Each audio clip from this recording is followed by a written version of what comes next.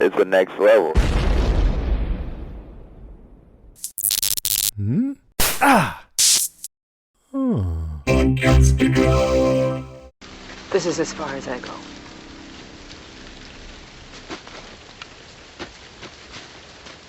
Your baby. Was it a girl? Yes. What was her name? Alexandra. I remember. A girl. A girl with blue eyes. She helped me. She saved me. Just like you did. She wasn't like the others. She was good. I'm sorry that you didn't find what you were looking for. And I hope your baby is not infected. But if it is, I hope you know what must be done.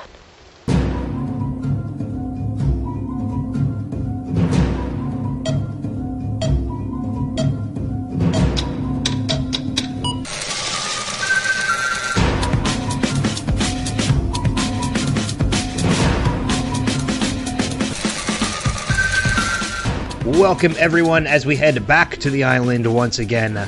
From the Next Level Podcast Network, I am Ben Beck. From the Podcastica Network, I'm Kristen Howell. This episode, we are covering Season 2, Episode 5, Maternity Leave. Or Episode 15. That could work, too. What did I say? 5. Well, Episode 1-5. There we go. That works out better. You know that the original title of this episode was Maternity Matters. Yeah, and I think it got changed after post-production or something like that. I don't know why. Maternity Matters would make just as much sense as Maternity Leave. Yeah, it would have just made me think more of Family Matters, which was a show. Family Matters. Steve Urkel. Steve Urkel. Or Stefan Urkel, depending on which version you got. I think a lot of us just called it the Urkel Show after a while. Wow, less than a minute and the train has already left the track. Yep, that's all right. That's perfectly fine. Just a quick word about the format of the podcast. If you don't already know, podcasts are released every Friday, so you are hearing this on Friday morning or somewhat slightly after. And this is, of course, a spoiler-full podcast. You will hear spoilers from the past as well as spoilers from the future. And I know, just from my notes alone, I know there's at least one or two times I'm going to reference stuff that hasn't happened yet. So, spoiler warning flat out from the start. So, but yeah, I want to, before we jump into Lost, I just have to say a quick public congratulations to you and House Podcastica for being in the top 10 of TV and, TV and film podcasts right now on iTunes. Well, yesterday I think we were number 16. Okay, it's top 20, sorry. Yeah. It's still a huge accomplishment. Yeah, it's very exciting and very, I don't know. Hard work pays off, everybody. Yeah, it's just funny to me. Not funny in a bad sense, but we promote the hell out of House Podcastica on this podcast. But I don't remember once hearing we have to go back on the House Podcastica podcast. That's weird because it's all the time that I know talk it is. about my other podcast. I know. So you're not listening to the end, buddy. I haven't listened to this week's yet, of The Long Night, which I really need to because such a fantastic episode. But yeah, last week I did listen and I heard you mention other podcasts, so I'm just joking around. Yep, exactly. Let's jump into... But thank you. That was very nice. I appreciate it. It's well deserved. I mean, House Podcastica is such a great podcast with you and Jason this season, and you deserve it. You deserve to be that high praise and that high reward. Thank you.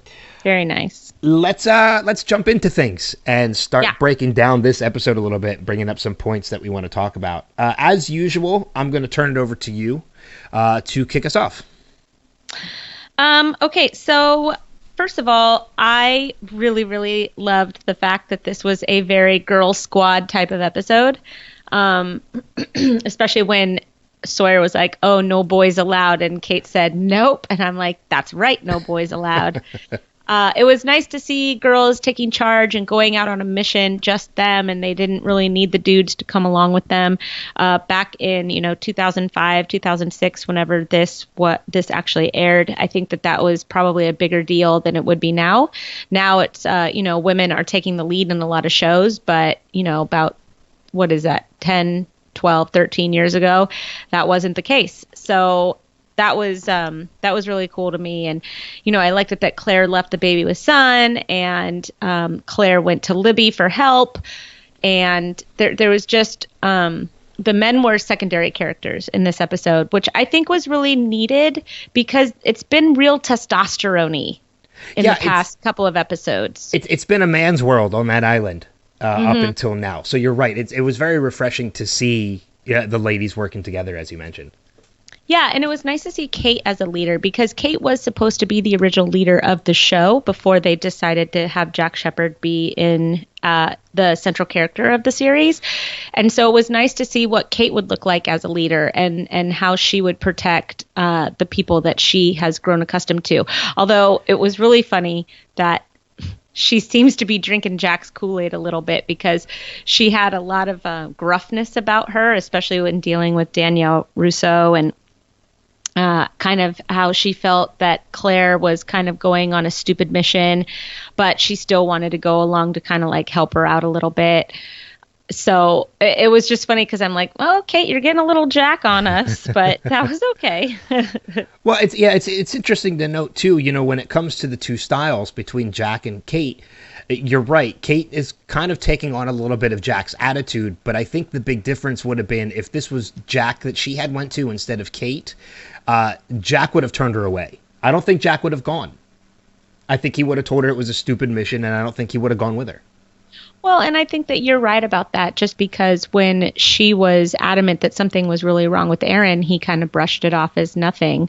But you know what? I don't think that that's a Jack thing. I think that that's a doctor thing. A lot of doctors, they do that. They like to minimize stuff and just tell you that they know better. So I don't think that was a Jack thing, and it was more of a doctor thing. Yeah, I mean, and I do have that note in my list here of Jack's bedside manner when it came to Claire and talking about Aaron. And the unfortunate part about it was he was actually right. It really was nothing. It was just a simple rash by the end. It wasn't the sickness that they were fearing. Right, which is okay. Yeah, absolutely. I mean, that's great for Aaron because it means, this fear that Claire has, it sets her mind at ease a little bit, and it's great for Aaron because he's not going to die of some mysterious sickness that the island has. Well, and it's very accurate as far as new parents go. When you're a new mom and something happens to your kid or your baby, you just don't know what to do. You don't know what to do. You think everything is going to be a worst case scenario situation because you're in charge of this tiny human life, and it can feel very overwhelming. So I love the way that they did that because that's a very real world scenario there, not an island scenario. Yeah, especially as you mentioned too, for first time parents, more so than any, because you're right, it's new to everybody. By your third or fourth kid, it's like, nope, you're fine. We don't have to talk about this. Yeah, by your second kid, you're like that. By my son, I was like, you'll be fine. He's like, but I'm bleeding. I'm like, yeah, it's fine. Go get a paper towel. Yeah, walk it off. You'll be fine. Well. Yeah, I don't have kids, but I know plenty of people who are like first-time parents and watch them go through that. And and I've had my share too of when I was dating someone with a kid, and technically for that period, that was my first kid. So I was that way too. And just hearing the mother like, no, they're fine. Relax. You're okay. Yeah. So yeah, it's fun to watch stuff like that, but interesting at the same time. Yeah, totally. Oh, you don't feel well? You should go outside. Yeah, go outside and play. It'll wear off. You'll be fine. But I'm tired. Yeah, go outside. The sun is shining. I think Vitamin D, it'll be fine. Yeah, your first kid scrapes his knee. That's going to need stitches. Your second kid scrapes his knee. Now wipe it off with a paper towel. Wet paper towel and you're fine. Yeah, a wet paper towel, exactly. Well, don't get a dry paper towel. Get a wet paper towel. Yeah, exactly. Be smart about this, 5-year-old.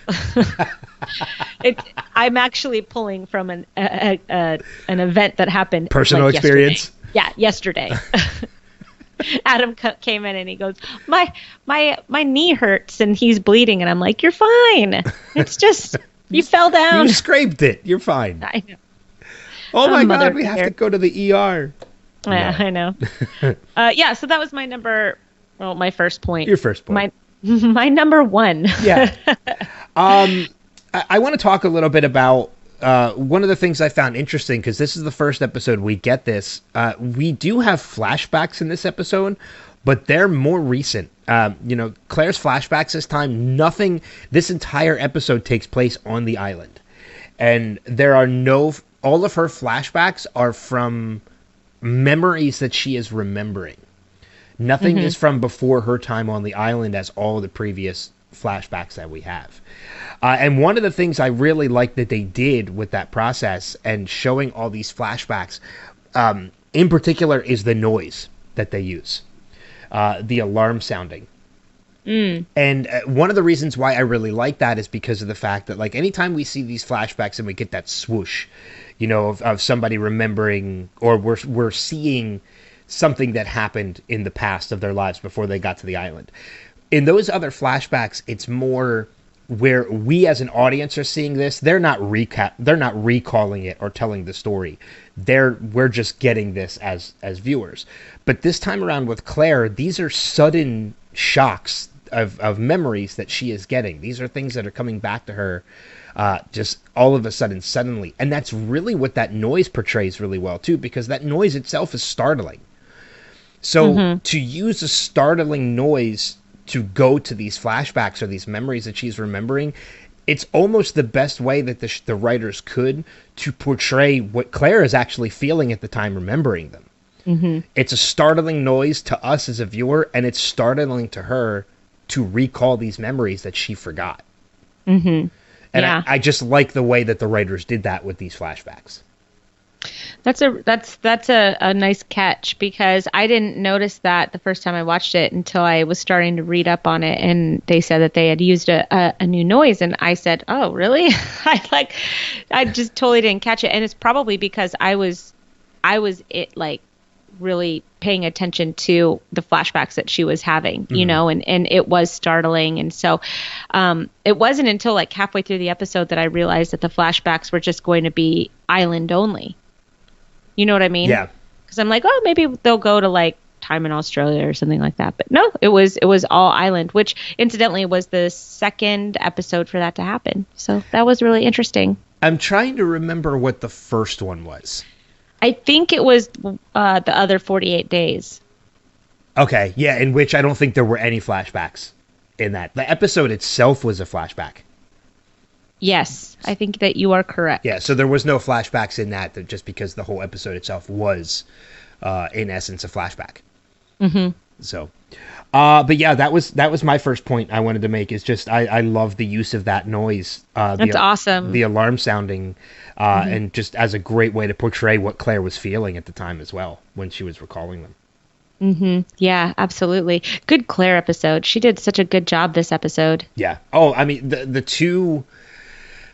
there are two highlights of this episode to me. There are obviously Emily Duravin was fantastic in this episode, portraying everything that she was going from a fearful mother to someone on the verge, like on a mission to get something done. And the other one, which I'm sure we'll talk about more towards the end, is no surprise here, Michael Emerson.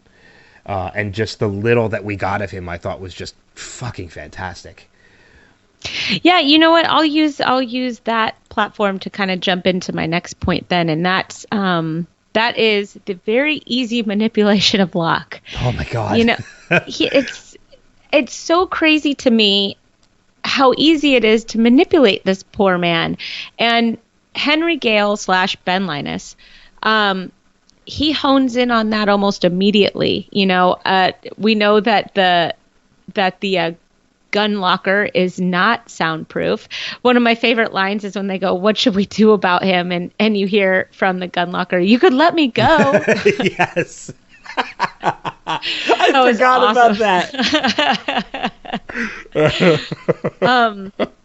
But, he picks up on the conversation that Locke and Jack have about Hemingway versus Dostoevsky, and they use I looked up some stuff about that book, the brothers. I can't say that word. Karamazov. Sure. Yeah.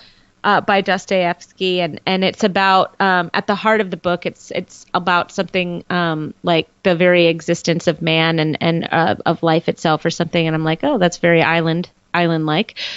But it's funny that Ben uses that to as kind of a launch pad to talk to Locke and try and manipulate him a little bit and weaken Locke's position against Henry Gale and pit him against Jack. Yet again, everybody loves to pit these two men against each other. And I feel that if there weren't all of these outside influences trying to get Locke to do their bidding when it comes to Jack, that maybe Jack and Locke would have found some middle ground more than they ever have.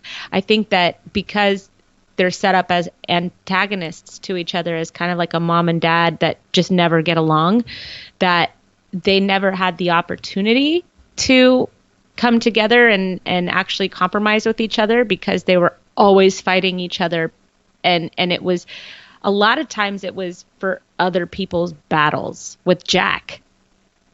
Yeah.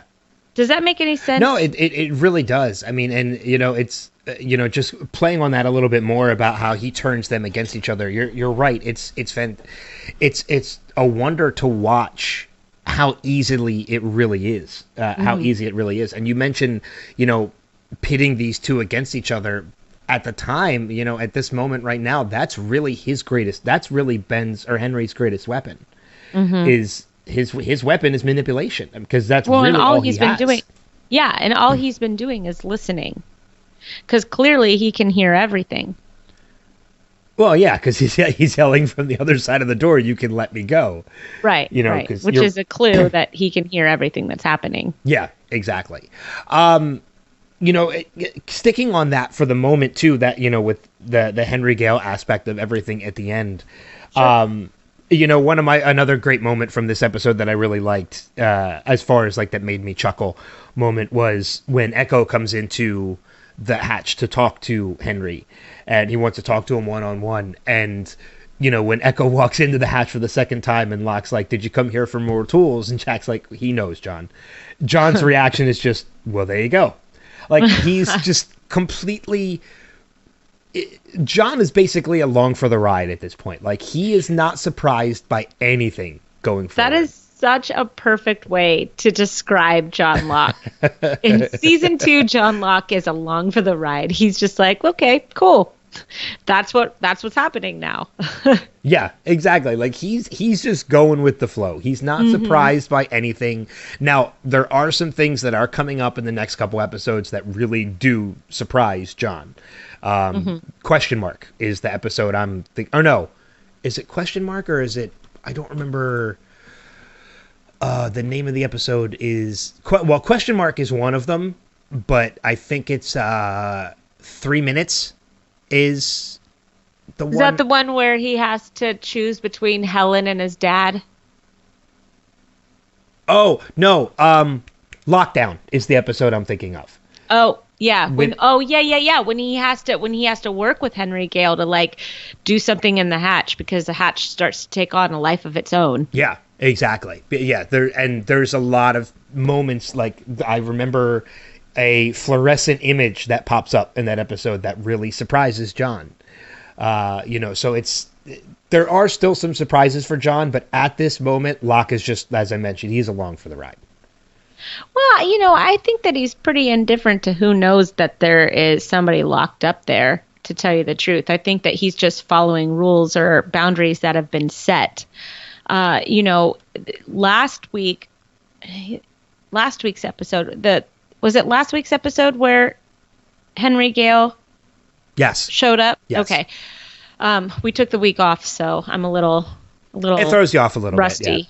Bit, But he was very steadfast in supporting Saeed in, okay, we have to keep this guy locked up. We don't know who he is, blah, blah, blah. And it seems like the tables have turned this week, that Jack, well, last week was like, no, what are we doing? Like, this is ridiculous. Now he's the one that's steadfast and keeping him locked up. We don't know where he is. We don't know who he is.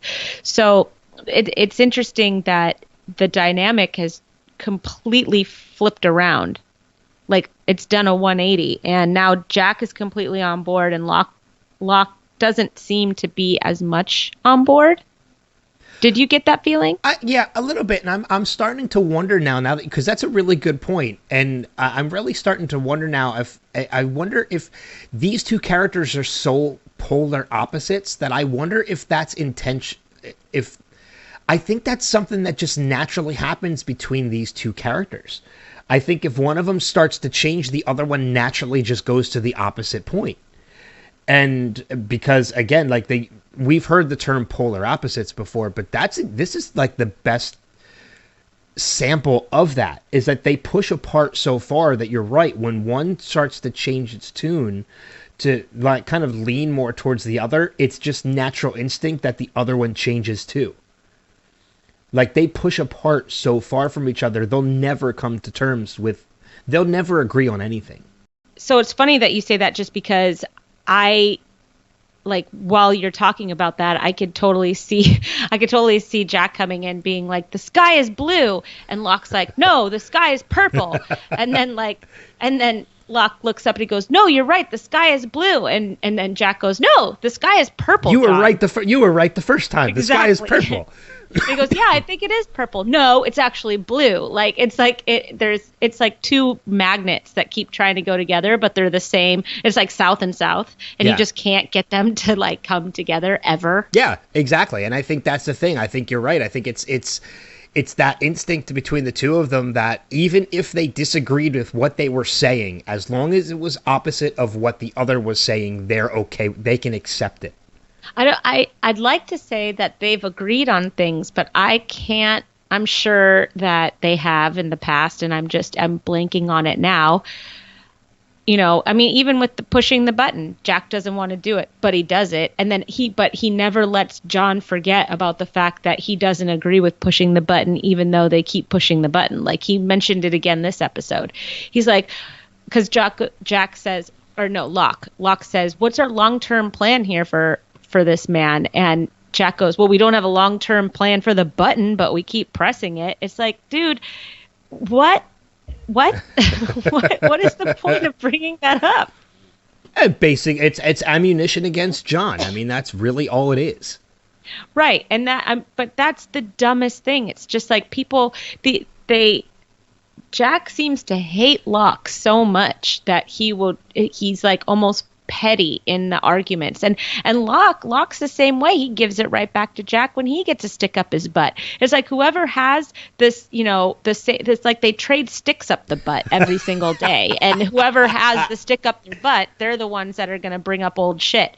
And then the next week, the other one's turn to have sticks up their butt, and they're going to bring up old shit. So it's like, okay, great. Yeah.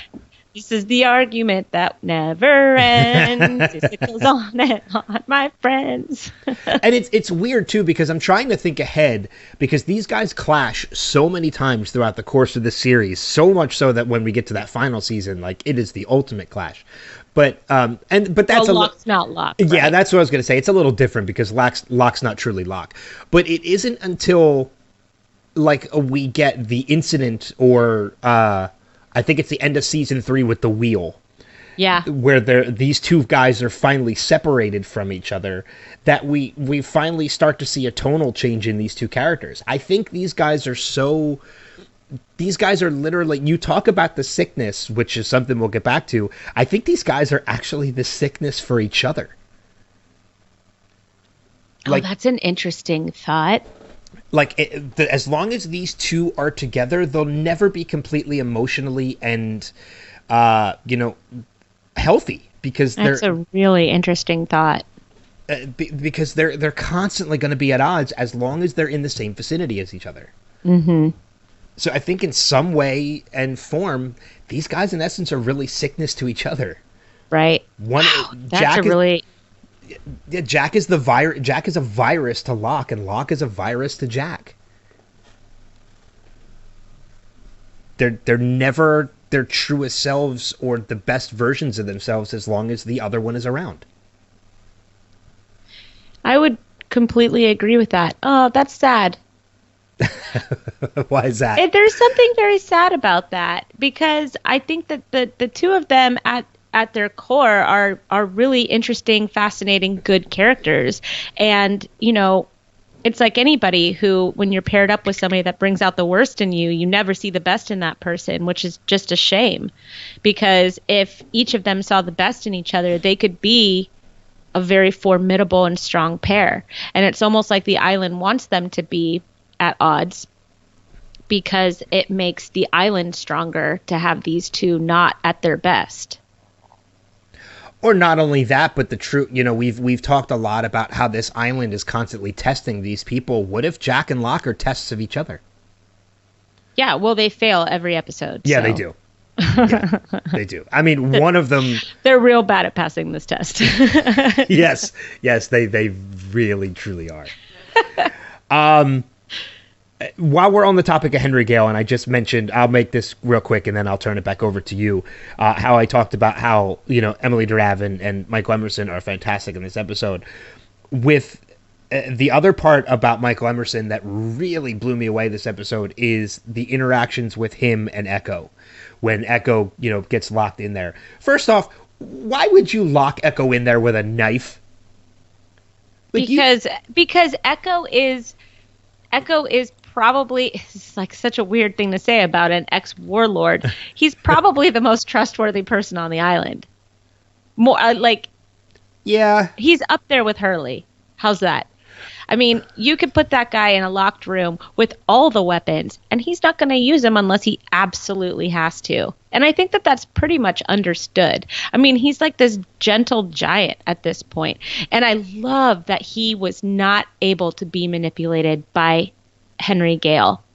Well, I mean, I absolutely, I love that scene of the two of them together and Henry Gale and Echo confessing to Henry about the two men that he killed. Because that scene in particular, one, Emerson's acting in that scene of pretending that and that's the thing, I don't think he was pretending he was afraid. I think in that moment, Henry really was afraid. Wouldn't you be? Did you see the size of the knife? Well, not only that, you see the size of Echo, you see the size of the knife, and you know already what this man can do. Like, that he bludgeoned these two guys with stones. Henry already knows this. Right, I know. He's getting this confession from Echo. He already knows this. Henry is scared for his life at this moment. Like, he is ready to shit himself. Well, wouldn't you be? I absolutely would be. Right. Like, you don't know all you know is what you already know, and that's that he killed these two people. You don't know how he's kind of come to terms with God and he's trying to be a better person. So the acting that Emerson portrays in being frightened was magnificent. It was fantastic acting. But on top of that, I love the fact that Echo confesses to Henry, because this is pretty much Echo saying, I know who you are. Well, he doesn't know him in the truest sense, but he knows that he's lying. Yeah, but he's that's not really concerned interesting. with it. Yeah, you know what? That's so cool that you said that, because he's so unconcerned with the fact that he's an other. He's just like, yeah, look, man, you say whatever you want to me. We both know who you are. So let me just get this out, and then I'm going to cleanse myself of my own sins, and I'll be out of everybody's hair. Exactly. But I liked it because Echo's like, they're just being careful, and they're being careful because they have reason to be careful. And he goes, well, I don't understand, and blah, blah, blah, blah, blah. He goes, I need you to stop talking. Yeah, exactly. That was the best when he goes, yeah, you're going to have to stop talking right now. But that whole scene is probably one of my favorite scenes in this entire episode. It also shows that, if you are at your best, Echo is a character that's probably always at his best. He's alert, he's strong, he's very careful, he's observant, he's tough. He's everything that I think Jack and Locke could be if they weren't so concerned about each other. Right? Yeah. And so you have that character in Echo coming in, and you see you kind of see for the first time, I'm kind of thinking about this right now, you kind of see for the first time that Henry Gale is trying to manipulate the situation in this scene. And Echo won't stand for it. Whereas with Jack or with Locke, whenever they're talking to Henry, it just looks like, these guys that are just, holding this guy that might not be who he says he is, or maybe he is, I don't know. Like, it's very, very apparent in this scene with Echo that Henry Gale is not who he says he is. Okay. Because he's throwing manipulation at Echo, and Echo is just kind of like brushing it off, like, okay, stop talking. I don't care what you have to say. Because then when Locke comes in at the very end of the episode and Henry Gale throws manipulation at Locke, it works. Yeah. And you can see a little bit more clear, I think, that Henry Gale is manipulating the situation after that scene with Echo. So you think everything with Echo was part of his plan, or it just happened, it just helped him to realize more who he could manipulate after interacting with Echo? It has nothing to do with Henry Gale. It has everything to do with the audience. I think that the audience maybe was unsure, but it wasn't until the scene with Echo that I think it's being made clear. Okay. That Henry Gale is not who he says he is. And then it's made even more clear when Locke comes in at the very end and you see Henry doing the same thing with Locke, and it's working. And I love how the camera cuts back to Henry Gale in the room eating the fruit, and he is unfazed about what Locke is doing outside of that room because he knows what he's doing. Well, I think that Henry Gale needed to take control back of that, take the control of the situation back. I think Echo threw him off of his game plan. Okay. I can see that. I can definitely see that. Getting to real quick too about what you mentioned about, how Mr. Echo is pure in what he does and everything. Do you think there's a possibility that maybe, we talked about how Locke and Jack are polar opposites and Echo is kind of, a midway. Do we think Echo is kind of the portrayal of what's best about both Jack and Locke combined into one person? And that might be one of the reasons why the island eliminated him? Yeah, you know what? I'm glad that you asked that question because I had that same thought a few minutes ago, and I think that that's something worth thinking about. I'm not sure that I could really answer that effectively right now.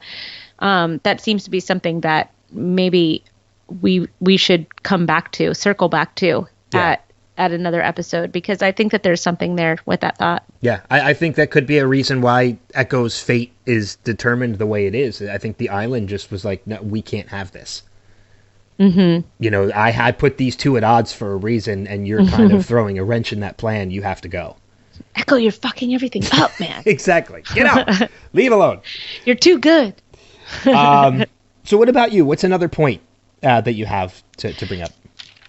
So I really enjoyed there was some foreshadowing in this episode, which I thought was kind of cool with Sun and Claire and Aaron. Yes. So Sun tells Claire a mother should never leave her child. And it's interesting that she says that because, eventually, and this is all spoilery, so anybody who hasn't seen it should probably just fast forward me for a while. But Aaron eventually leaves the island with Sun and Kate, and that's Claire and Aaron being separated. And then Sun, she has her baby off island and goes back to the island, leaving her child behind to go get Jin. And incidentally, both mothers are never reunited with their children again after that separation. I'm so glad you brought this up because I had this in my notes too. Cool. I have that written down. A mother should not leave her child, said by Sun, and you're absolutely right. It's kind of advanced hypocritical because that's exactly what she ends up doing. Well, and I mean, Claire even says, "Are you a mother? Then you don't know what." What you're talking about. And it's true because Sun was a mother and she did later in the series, and she did what she thought was best for her family by going to try and find Jin. And that was a really difficult decision for her to make. Yeah. I think it's also interesting to point out too that at the time she asks her, "Are you a mother?" She kind of already is. Well, she's on the verge of becoming. Yeah. Sun 'Cause is she's pregnant. preggers. Yeah, she is pregnant with a baby at that time, at that moment. So it's foreshadowing in that sense that she's about to become a mother. You know what's funny, and this has nothing to do with our point and everything to do with Sun, but one of my favorite watching this particular scene made me think of one of my favorite upcoming moments. I think it's in season 3 when Sun and Jin get the ultrasound. It's just, I don't know. Just thinking about it makes me cry every time with Juliet. So, and I think that's a return to the medical hatch again too, isn't it? I think they go back to that hatch. Do they? Because I think there's a room that's hidden that Juliet knows about. Okay. Yeah, I was trying to figure out where they went. Because, like I said, it's been a long time since I've seen the show. But, yeah, that's just a really great moment. Yeah. Just one of many great moments with Jin and Sun. And, God, we talked so much about how those characters are just so tragic, but amazing at the same time. Next episode is about Jin and Sun, so that'll be good.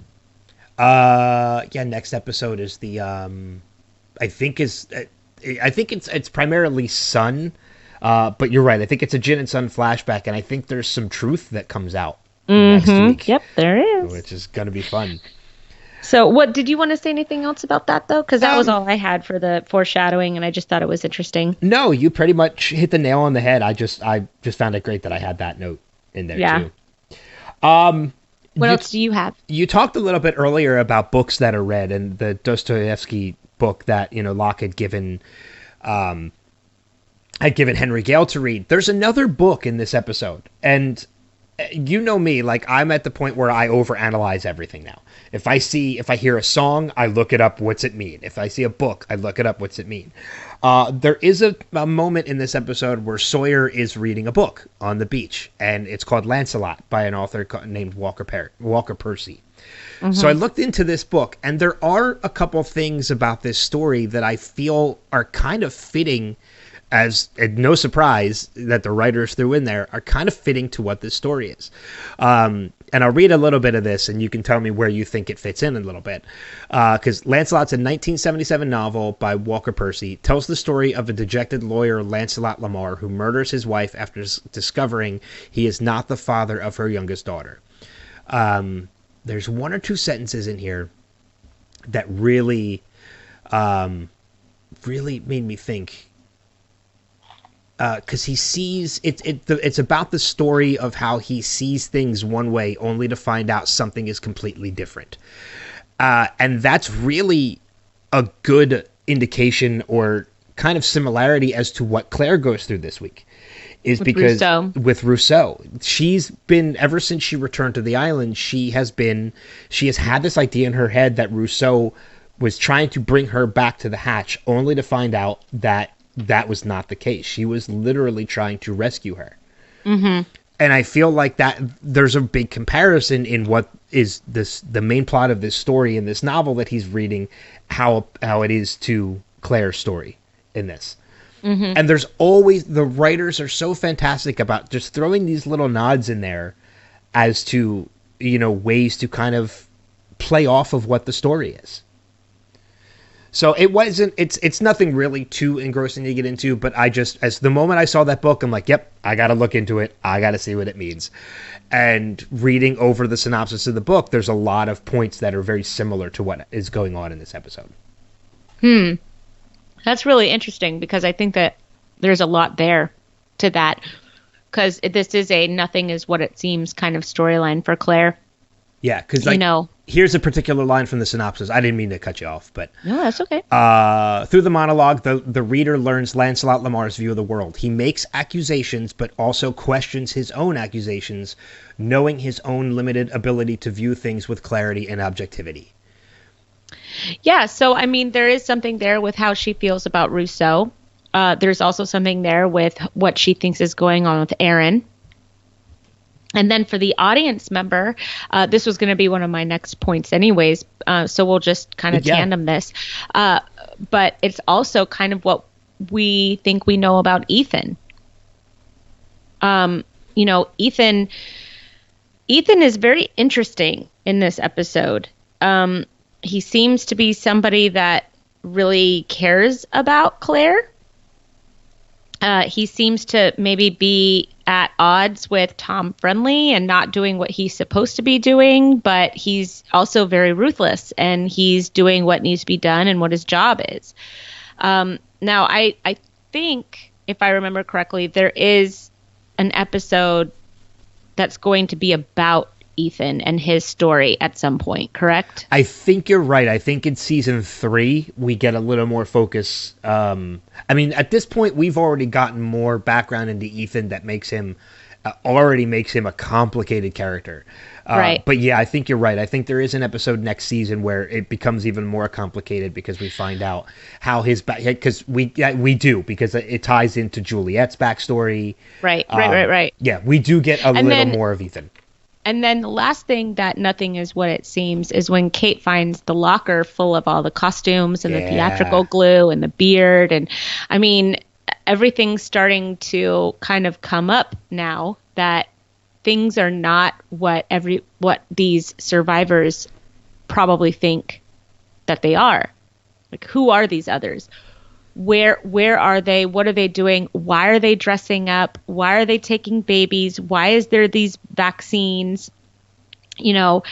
Clearly something is happening that nobody knows what the actual truth is. And I mean, that's even scarier than anything else I think that they've been through, is that everything that they think that they know about these adversaries is now kind of turned on its head, with Claire just opening up these lockers and walking into this medical hatch and seeing that, everything that Claire is having flashes of, like, it's clearly that place, but it's all gone.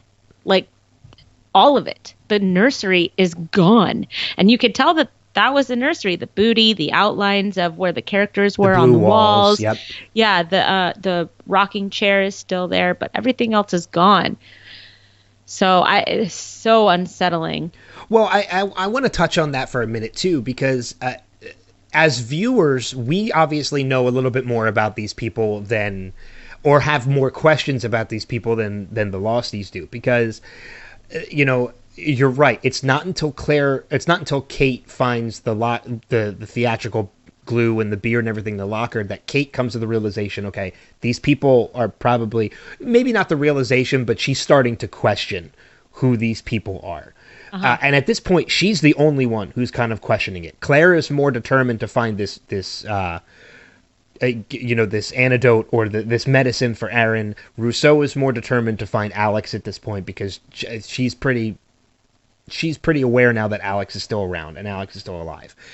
And so Claire and Rousseau have their own agendas at this point. Kate's the one that kind of is starting to question it now, and with this reveal of what she finds.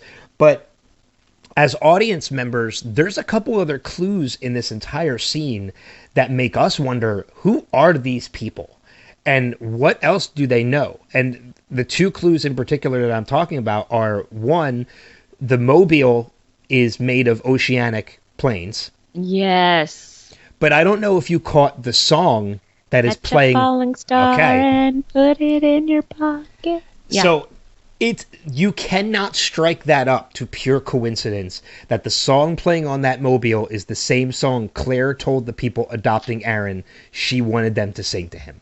Right. They know about this. They are, well, but we've also thought at the same time that the psychic, or as I'm doing air quotes, who told Claire that she had to go give up the baby, we made the hypothesis that he possibly could have been working for them and put her on that plane. Right. Knowing that plane was going to go down.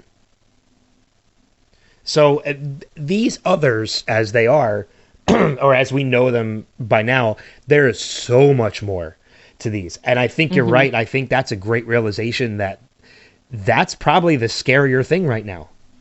is that is who these people are. Because when you want to think of them as kind of primitives to the island, which is the portrayal that they've been putting out, that's one thing. But now knowing that they're not primitives, they have technology, they are completely mysterious in the way of the ways that they are, that's a much scarier thought than just dealing with primitives on an island. Mm-hmm. So I think you're right, and I think that's a great realization that that's a scarier thing. Yeah. Yeah. Yeah, this is an interesting episode because it's very well, like you said with the Lancelot book, nothing seems to, even the episode itself isn't what it really is about.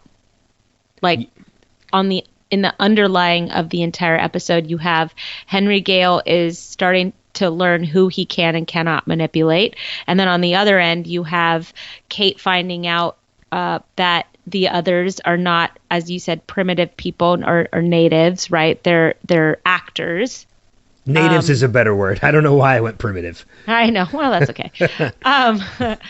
But a lot of what we see underneath just the plot itself is that, yeah, nothing is what we know so far, and that's kind of a big bomb to drop in this little episode.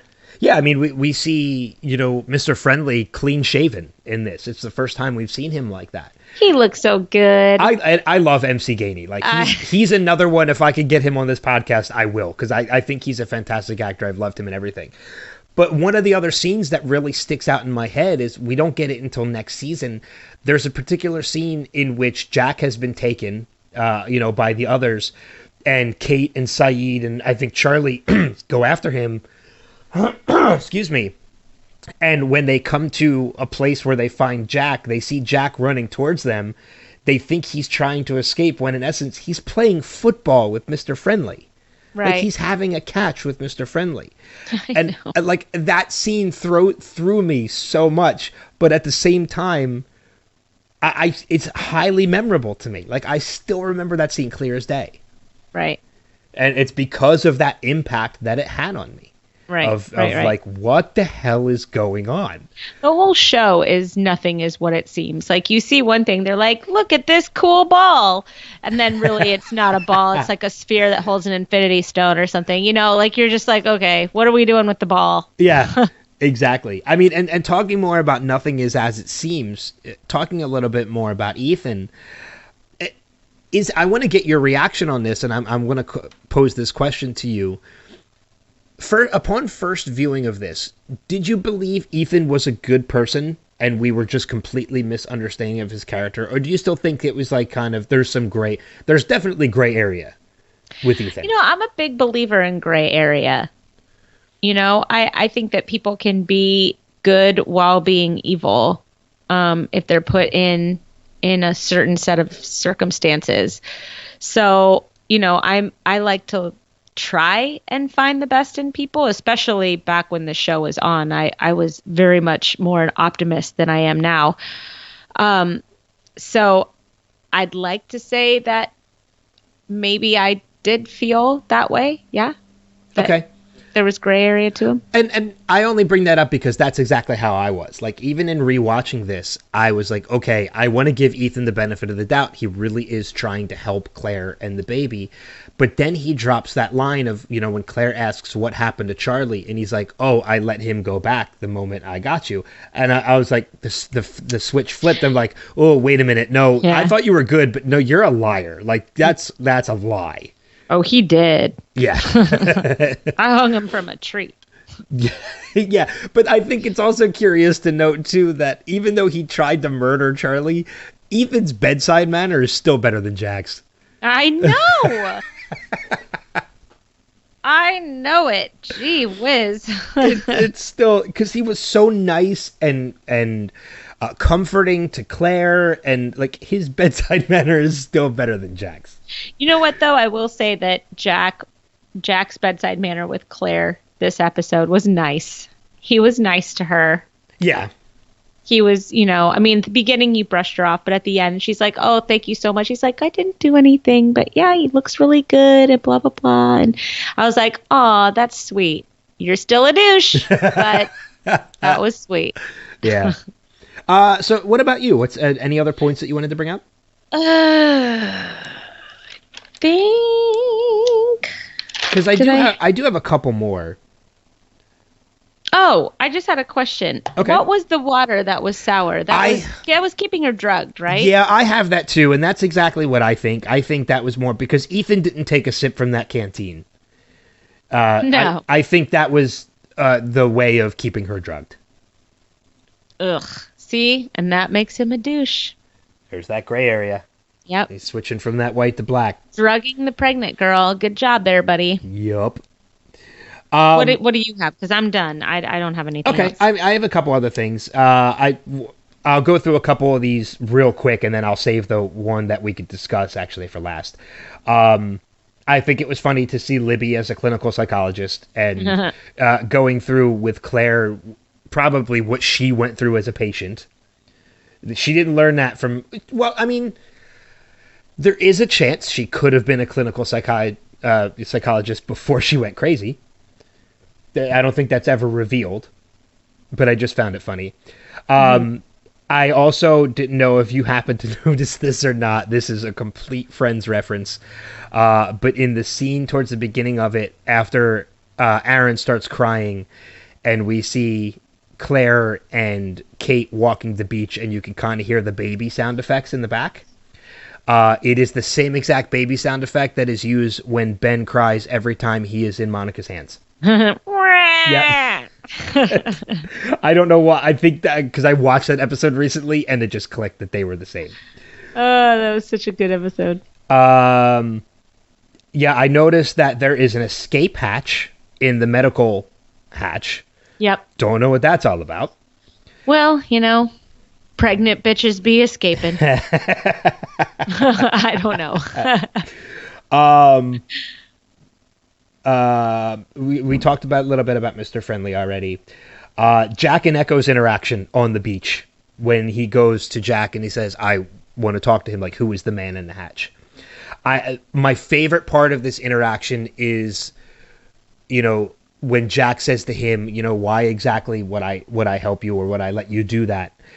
And Echo's reaction is so brilliant to me because it's so subtle, but at the same time shows Jack, you don't hold all this power that you think you do.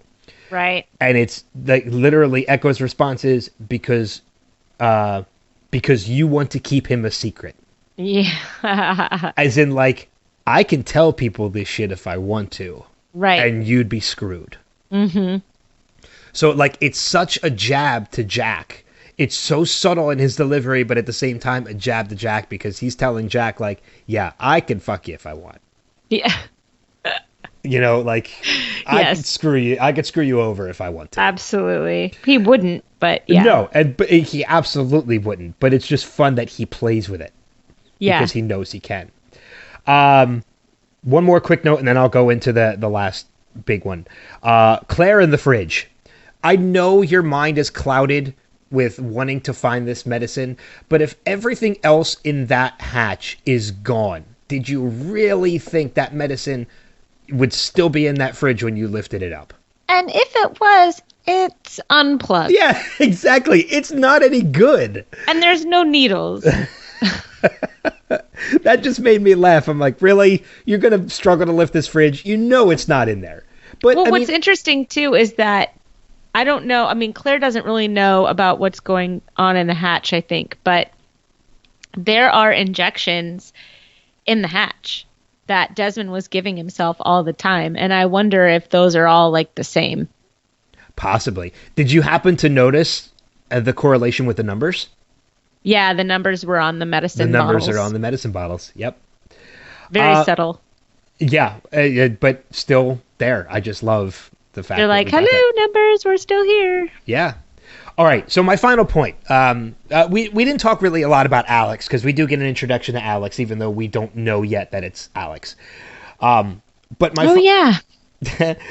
my final point, there is a big, and it's a little bit of foreshadowing.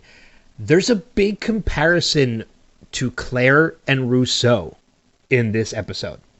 Well, it's a lot of foreshadowing too. Yeah, and that's what I had mentioned. There's some foreshadowing in that we see the person that Rousseau has become because of losing her child and this sickness that took care of everybody.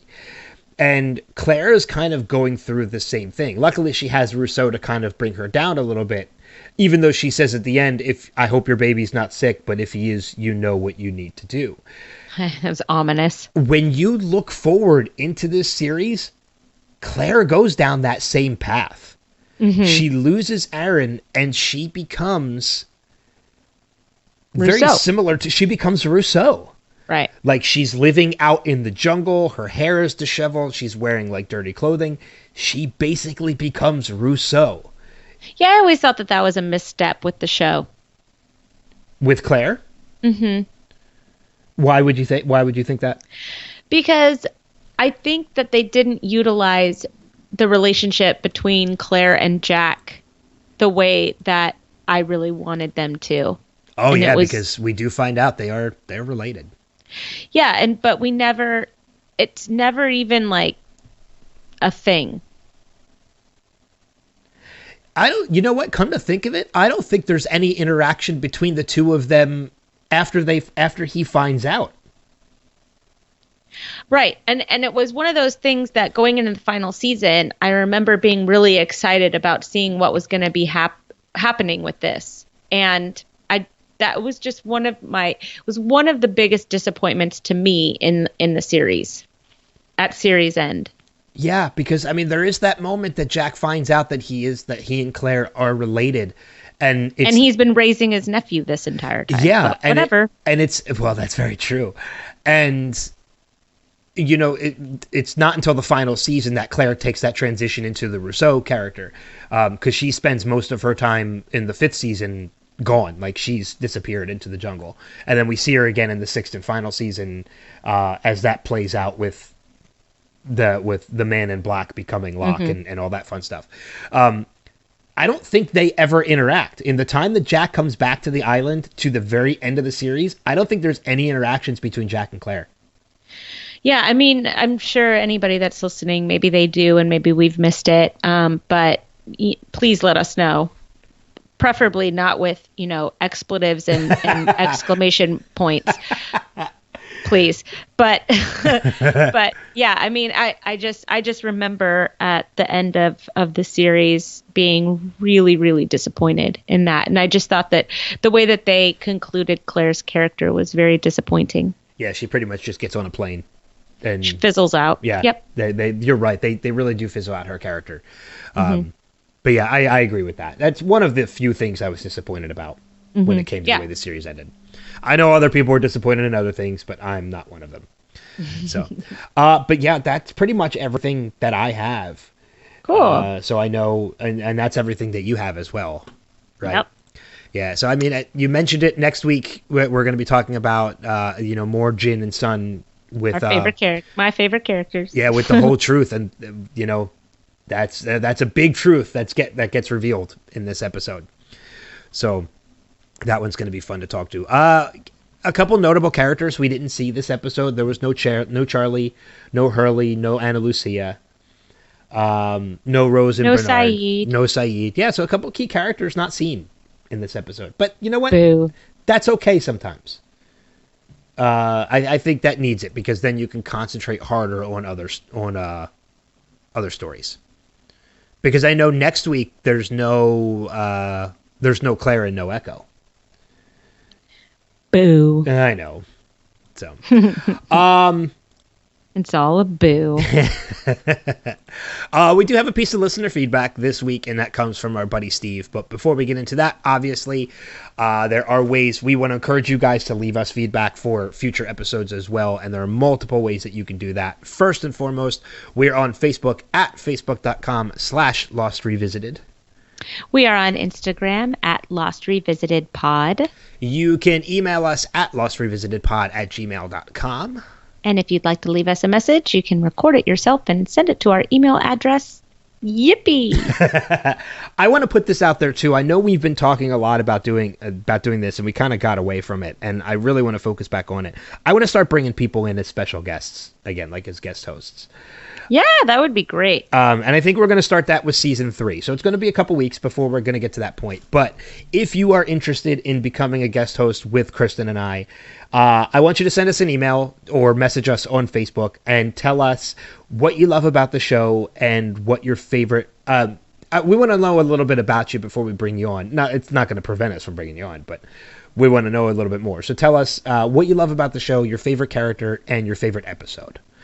Because who knows, we might have you on for that episode if we haven't gotten to it already.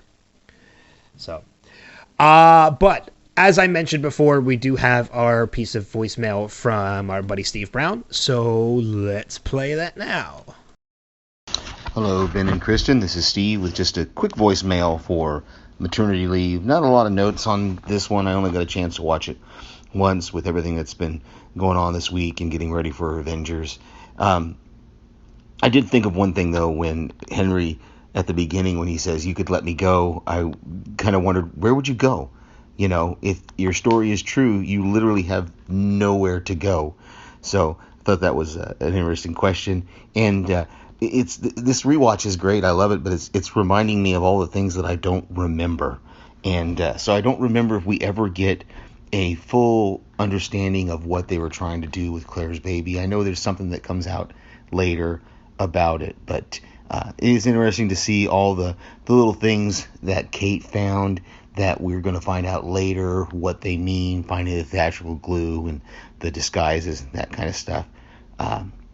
No Jen in this episode. And do you think Claire was really wanted to give up Aaron to the others, or do you think she had been drugged to be susceptible to suggestion to give him up? And she just still thinks that way. But, you know, obviously she's got him now and she's going to keep him. Can't wait to hear what you guys thought. Talk to you later. Interesting.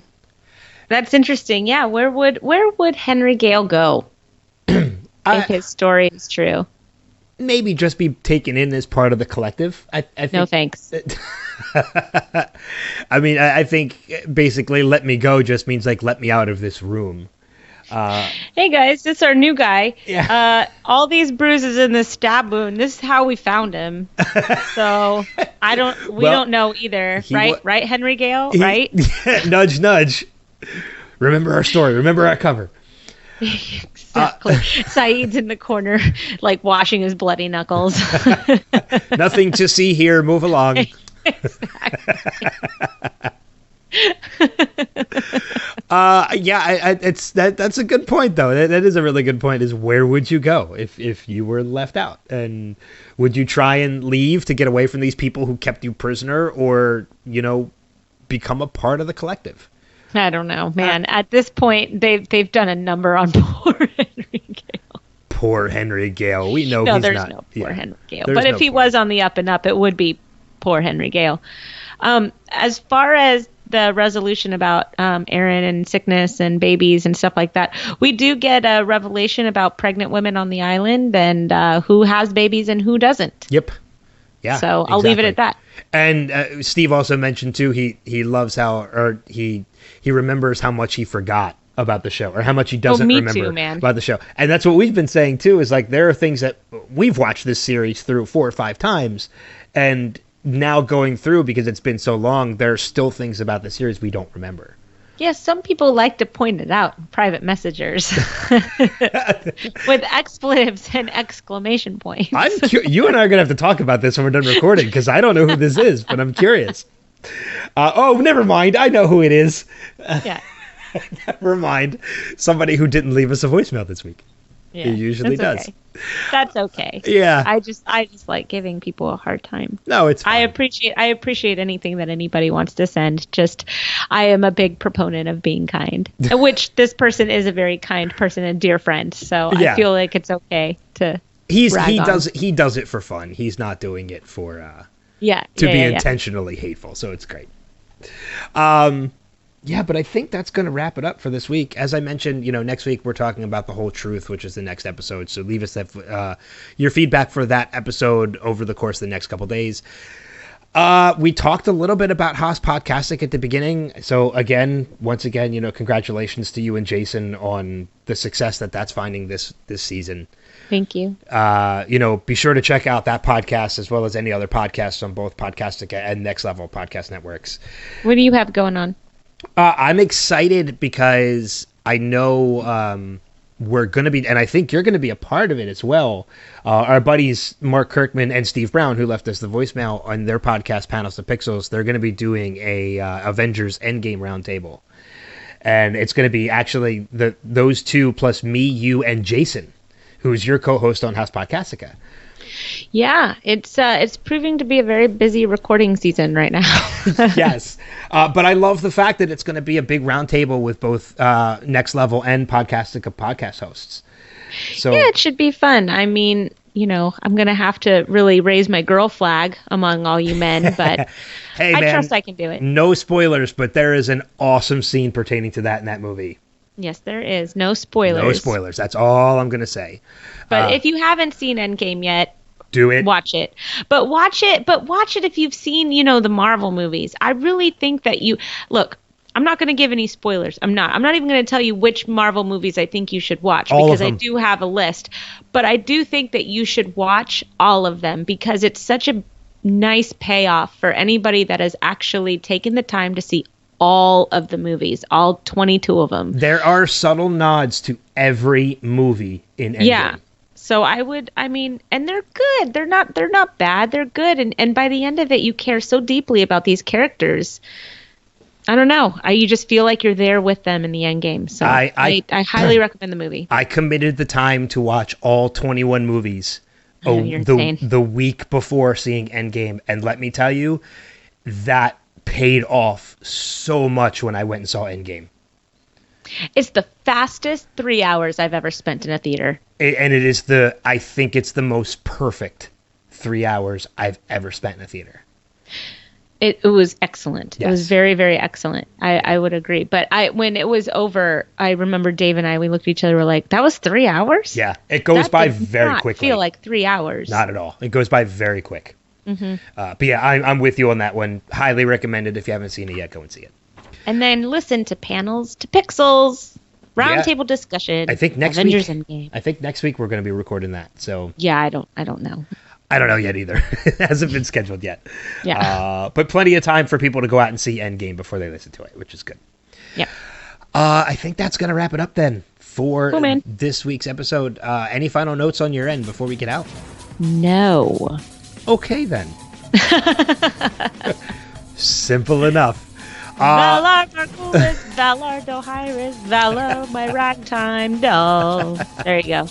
There we go. Those are my last notes. I can't get out of my head. I know. I love that meme. I'm so glad I posted that. Yeah. Cool. So then with that being said, we are out of here. Until next week, we'll see you guys further on down that rabbit hole. Take care. Bye-bye.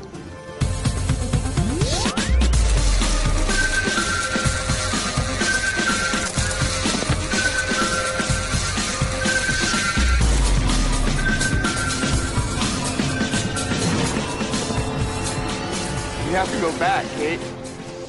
We have to go back! Send me a kick by wire. Baby, my heart's on fire, on fire. If you refuse me, honey, you'll lose me. Then you'll be left alone. Oh, baby, telephone. And tell me. Are you ready? Yep. Okay. I was just letting you go. Shut up.